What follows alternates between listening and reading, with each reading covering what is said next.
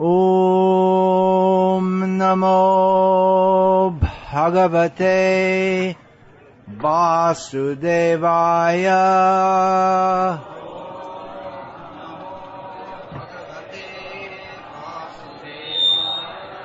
Om Namo Bhagavate Vasudevaya.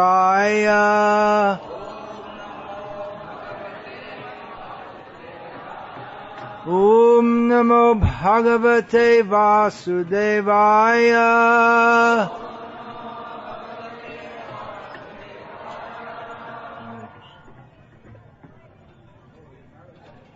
The subject of this lecture is the message of Bhagavad Gita. Is that right? The path of Bhagavad Gita. Now, the first thing we should understand is that Bhagavad Gita is not a sectarian religious book. Sometimes in the Western countries, Bhagavad Gita is said to be the Bible of Hinduism. But although that's true in one sense, but in some important ways, Bhagavad Gita is very different from the Bible. Because the way the Bible is generally presented is that one should just have faith. Just accept it unquestioningly. Whereas the approach in Bhagavad Gita is quite different. Krishna spoke Bhagavad Gita to his disciple Arjuna. Arjuna was full of doubt. And Krishna cleared Arjuna's doubts by giving him spiritual knowledge. So, doubt is not rejected. It is natural to have doubts. When we are to approach the subject matter of the spiritual, that which is beyond our immediate comprehension, then obviously we can't understand it in the normal way that we understand knowledge of this world. So doubt is a function of the intelligence. But to be overly doubtful, that is also not very intelligent. It is intelligent to understand that our intelligence is limited and that we cannot understand everything through our intelligence. But it is also intelligent to understand that there is knowledge of reality. Who are we? Why are we in this world? Why are we suffering? How can we get free from suffering? So this knowledge is available. This knowledge is given in Bhagavad Gita. So Bhagavad Gita is a book of knowledge. It's not for any particular sect. For instance, Bhagavan Krishna says in Bhagavad Gita, he describes this material world in 2 words. All the history of the human race and of the whole world he summarizes in 2 words. He says that this world is dukhalayam ashashvatam. It is a place of misery and everything here is temporary. He gives some 4 major types of suffering that every living being has to experience in this world. Janma, Mrityu, Jara, Vyadhi, birth, death, old age and disease. These are causes of suffering. It is not that, well, I'm a Hindu and therefore I have to suffer because in Bhagavad Gita it says that we're suffering. But the Christians, they don't suffer because they don't believe in Bhagavad Gita. No, everyone has to suffer birth, death, old age and disease. So this knowledge applies to everyone. It's not a matter of belief.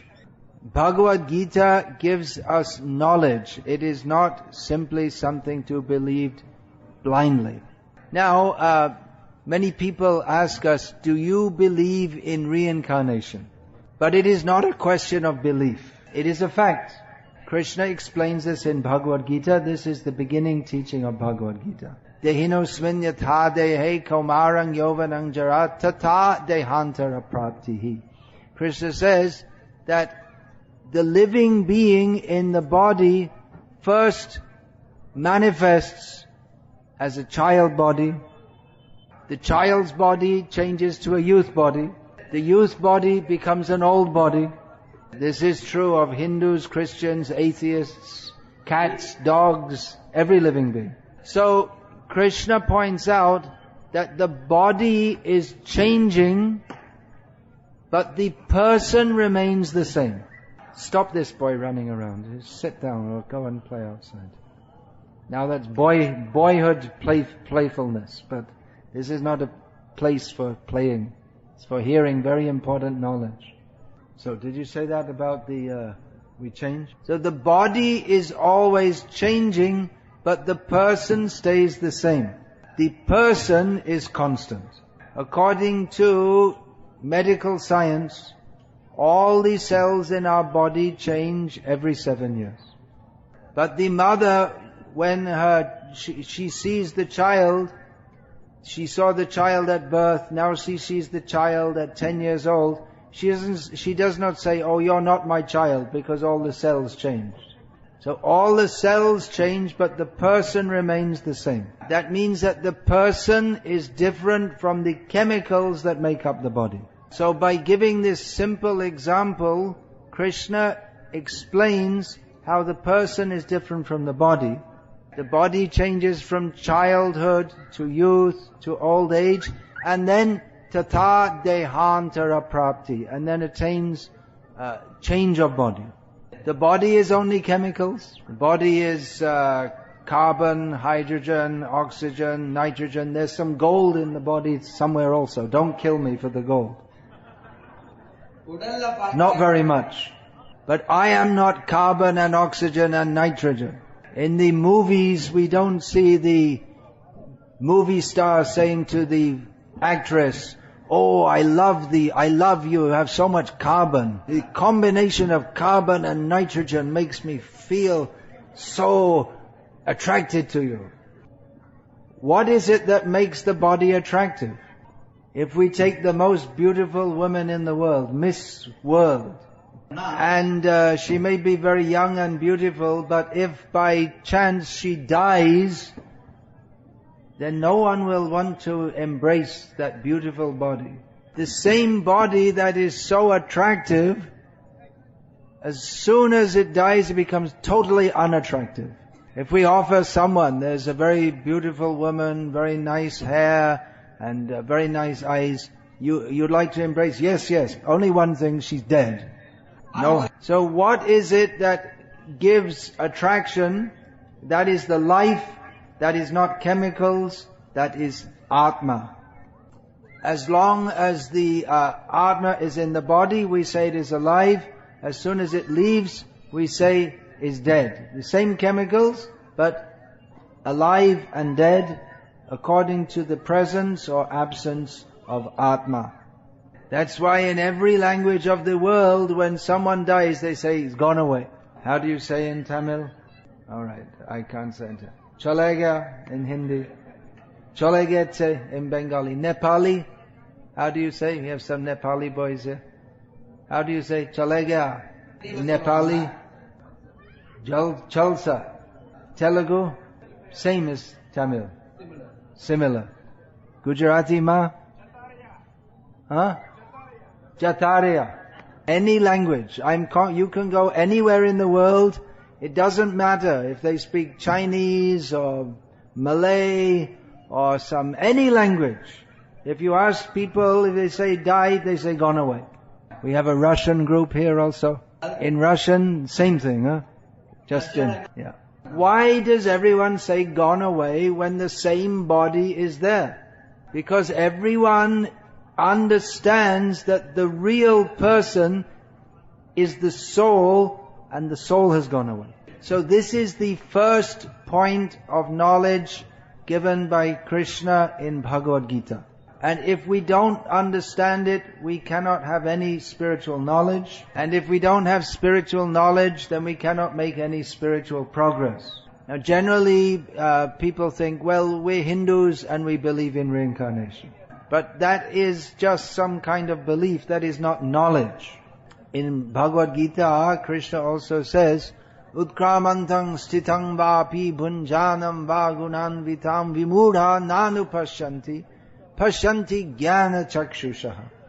He says that people who are vimudha, which means very foolish, they do not understand how a living being goes from one body to body and enjoys and suffers in the material condition.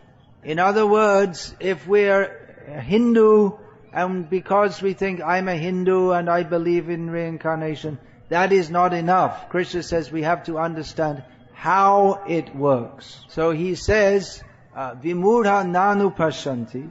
Those who are foolish, they do not see this, they do not understand this. But pashanti jnana chakshushaha. Those who have the eye of knowledge, they can understand this. So in Bhagavad Gita, Krishna gives that jnana chakshu, the eye of knowledge by which we can see reality as it actually is. So that is the first point to understand. And if we understand this, then if we actually understand that we are going from body to body to body, suffering in each life, then we cannot live our life as a mudha, as a fool. Most people live their life foolishly. Foolish means they're simply interested in this life, or they're simply interested in enjoying this world. But an actually intelligent person understands that this material situation is full of suffering, but the spiritual situation is full of transcendental bliss. In Bhagavad Gita, Lord Krishna describes that there is a position beyond birth and death. We do not have to go on dying, getting born again, dying, getting born again. We can get free from this suffering. And we should do. Otherwise, we are living foolishly. This human life is achieved after many births. So if we simply live in the same way that the animals do, simply interested in where is food, where is how we can live comfortably, this is a waste of our human life. Human life is meant for self-realization. And Bhagavad Gita is the best introduction to the path of self-realization. It means to understand, I am not this body, I am Atma, and there is Paramatma. Now many people think that Atma and Paramatma are the same, and we only have to realize this. This is incorrect. Because if Atma and Paramatma are the same, then there's no need of any word Paramatma. Paramatma is always Paramatma. We are always dependent on Him. So Bhagavad Gita is only 700 verses. But gives a full summation of all the things that we need to know, which unfortunately is not taught in the schools or colleges. Now I can't speak everything that's in Bhagavad Gita, but we should come to the conclusion. What is the ultimate message? That is spoken by Lord Krishna at the end of Bhagavad Gita. In Bhagavad Gita, He describes karma, jnana, yoga, bhakti. He describes the three modes of nature, sattva, rajas, tamas, and their effects. He teaches about the very bad effects of karma, material desire. The conclusion in 2 verses is as follows. Manmana bhava mad bhakto madhyaji mang namaskaru mame vaishyasi satyante pratijane priyosime. Krishna says, always think of me, become my devotee, bow down to me, worship me. In this way, Krishna says, you will come to me. And he says to Arjuna, I promise this to you because you are my very dear friend. Then sarva dhaman parityajamamekam sharanam vraja aham tva sarva papebhyo mokshayishyami ma shuchaha. He says, abandon all different kinds of dharma and fully take shelter in me. Surrender to me. Krishna says, if you do this, I will deliver you from all sinful reactions. Ma shuchaha, do not fear. You have all seen Varadaraj Perumal. He is he is the best of the givers of vara, of benedictions. So the best benediction he's giving, what's that? To get 100 crores of rupees? No. To become chief minister, I don't know if that's a blessing or a curse. Anyway, people have so many different things they go to pray for. But he wants to give you this benediction. Ma sucha, do not worry. So people think, then I don't need to go to the temple, because anyway I'm not worried, I'm happy. But in this world, without taking shelter of Krishna, if we're not worried, then we are fools. If we should be worried that we have to face repeated birth and death. Without considering this, if we are not worried, then we are being happy like the pigs, who are also not worried. The pigs are wandering around, very happy, getting fat, and one day they get caught, and then they're screaming and they're killed. So we may think, yes, everything is very nice, but then one day we shall have to meet our fate. So it is intelligent to understand that if we're not worried, we should be worried. And that we can get real shelter from all difficulties eternally by following Krishna's instructions in Bhagavad Gita. In Bhagavad Gita, Krishna establishes that devotion to Him is the actual dharma for every jiva. We can be fully satisfied eternally by taking shelter of Krishna. So we thank you very much for coming to hear about the path of Bhagavad Gita. Most people these days are more interested in cricket or politics or just making money than the message of Bhagavad Gita. Well, someone appreciates what we're saying. Of course, this philosophy may seem somewhat complex to us, because in Kali Yuga, people tend to be less intelligent, especially in spiritual matters. Fortunately, Srila Prabhupada, our Gurudev, he has presented the ancient, eternal, pure teachings of Bhagavad Gita without compromise, but in a way that everyone can understand very clearly, even with Kali Yuga less intelligence. The same philosophy that Sri Ramanujacharya was teaching, but especially presented in a manner that we can all take it up very easily. In Bhagavad Gita, Lord Krishna describes the characteristics of the Mahatmas. Mahatmanas tumang parata daivim prakritim ashritaha bhajantyananya manaso gyatva bhutadim avyayam. He says that those who are Mahatmas, great souls, they take shelter of my internal potency.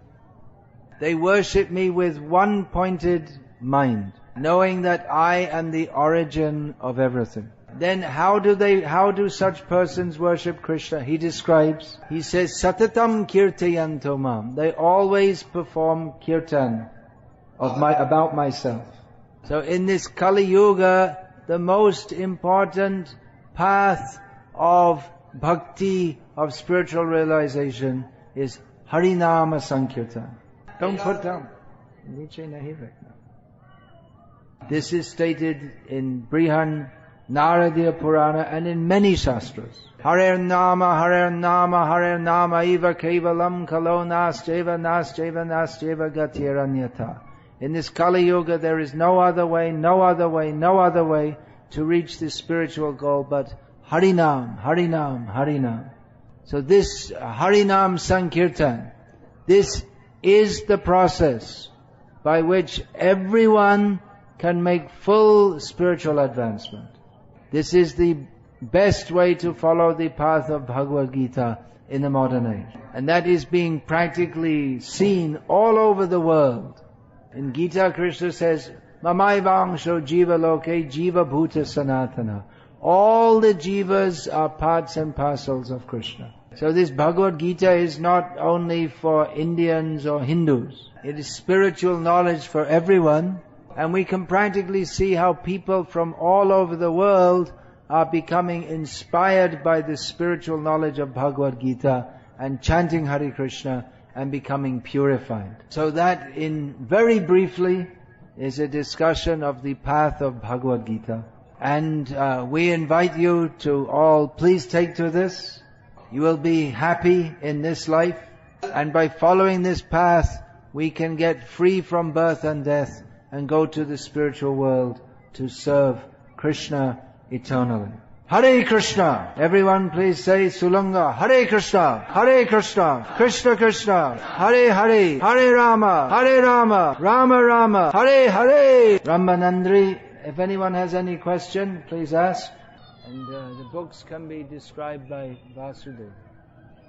The books can be described by Vasudev. You can do that. He's there. He's there. When you're ready, you can call. Yeah, we're not ready. Let there be questions first. Is there prasadam? Okay. On the way out, everyone gets prasadam. Move quickly. You already all your hairs are white. If you don't do it quickly, then you're going to have to take birth again. Just understand the urgency. If we don't take to spiritual life, then we have to remain in material life. Of course, because we've been in material consciousness since time immemorial, we tend to think in a materialistic way. But you have some interest in spiritual life, that's why you're here. But we have to hear this message again and again so that our intelligence can become properly fixed. So you can associate with our devotees, you can get the contact information, you can come regularly to programs which are going on here in Kanchipuram, and you can take books by which you can, in your time, you can apply your intelligence to that. And there are also CDs of lectures. You can hear lectures which will inspire you in this way. Please take it seriously. This is not some joking matter. Now we have the chance. Chant Hare Krishna and go to Krishna. Hare Krishna. Any other question? Our Pujari wants... Yeah. Would you like to sit down? What is the question? He is asking that people are going to the temple and asking for so many different things, that I need money, I need this, that. But he feels that when they go to the temple, they should not ask for any of these things, they should just pray, and they should not ask for anything. And everyone should be directed towards one path, not different paths. Somebody is telling you pray for everything and somebody is not praying for anything. So how can we... Yeah, one path, but who will say what that path is? Therefore we accept what Krishna says. Instead of everyone giving their own opinion, we should listen to what Krishna says. We can ask for something because we are in need. But we should know what our real need is. Our real need is to get free from birth and death and go to the spiritual world with Krishna. So we should ask for that. He's happy today with two things. That you have explained the meaning of Ma Suchaha, which is there in Varadaraja's hand. By knowing that meaning, he is happy. And another thing is, he has read Srila Prabhupada's books, and having seen a disciple of Prabhupada who had lived with him, so he is happy with that, two things. And his question is, how we can go unconditionally? Surrender to Krishna. Oh, this is the best question. Variyaneshate prashna. In the beginning of Bhagavatam, Shukdev says to Parikshit that your question is very good. Yeah.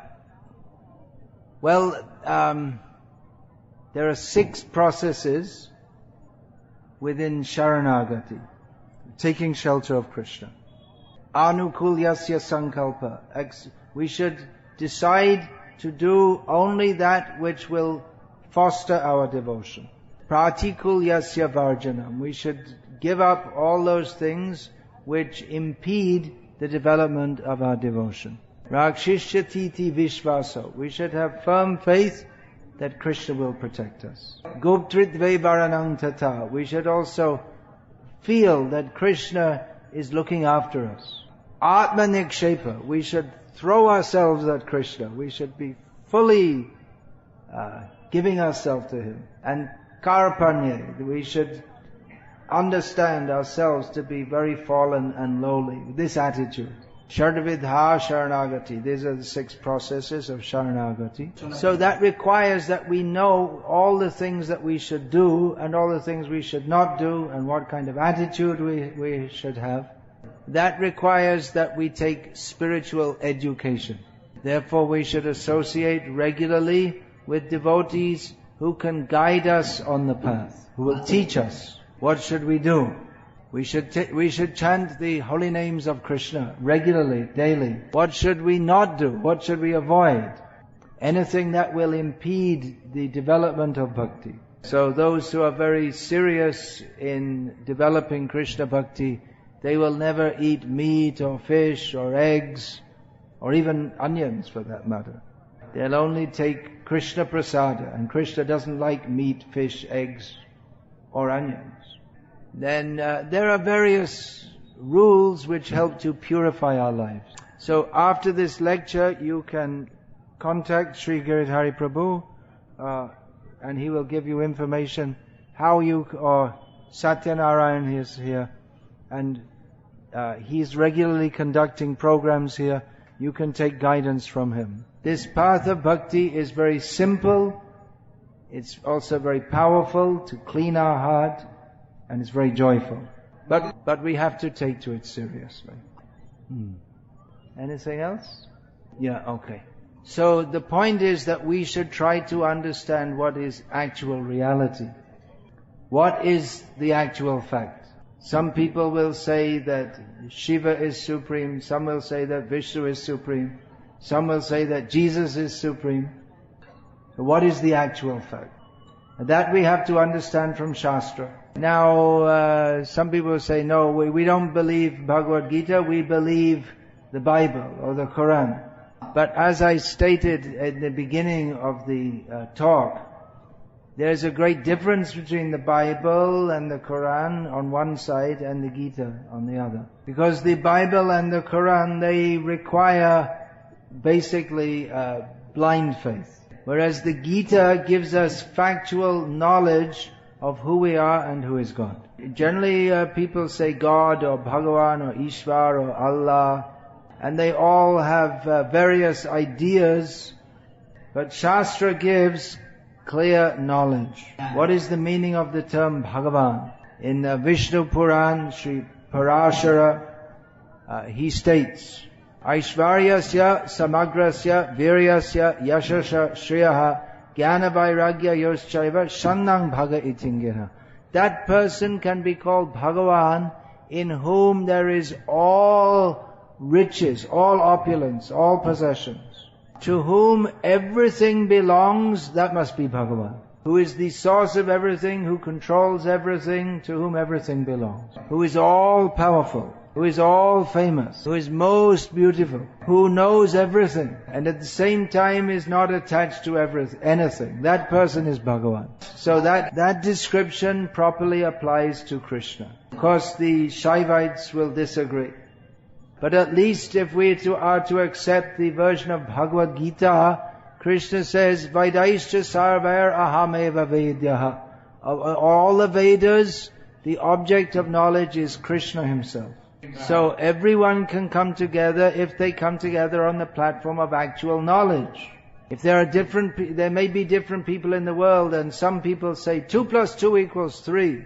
And someone else says 2 + 2 = 4.001. So we may say, well, okay, let's try and make some compromise between everyone. One person says 2 + 2 = 5. Someone else says 2 + 2 = 7. So let's make a compromise, 2 + 2 = 6. But that's useless because it's wrong. It's in between two wrong positions doesn't make it right. ரெண்டு தவறான நிலைக்கு நடுவுல ஏதோ ஒண்ணு நீங்க கொண்டு வந்தீங்கன்னா அது உங்களை சரியான நிலையில கொண்டு வர போறது கிடையாது. So we have to understand what is actually correct. Otherwise, on the platform of ignorance, there will always be discord. So actual knowledge is there in Bhagavad Gita, not blind faith, actual knowledge. அதனால உண்மையான அறிவுங்கிறது பகவத் கீதையில இருக்கு. அதை எடுத்துக்கோங்க. அதுல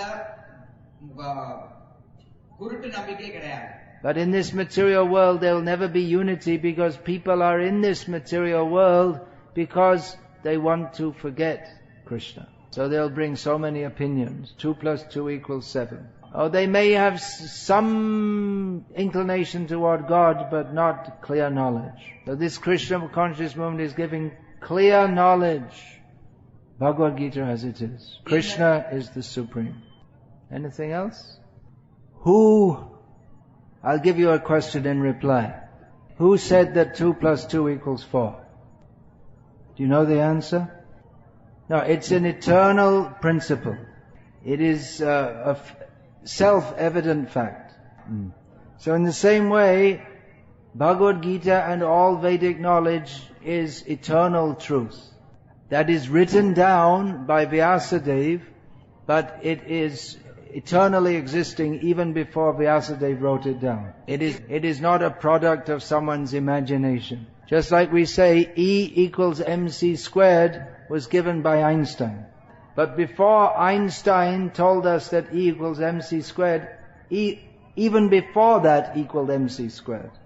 So Vyasadeva wrote down Bhagavad Gita, but that is eternal knowledge which is always existing.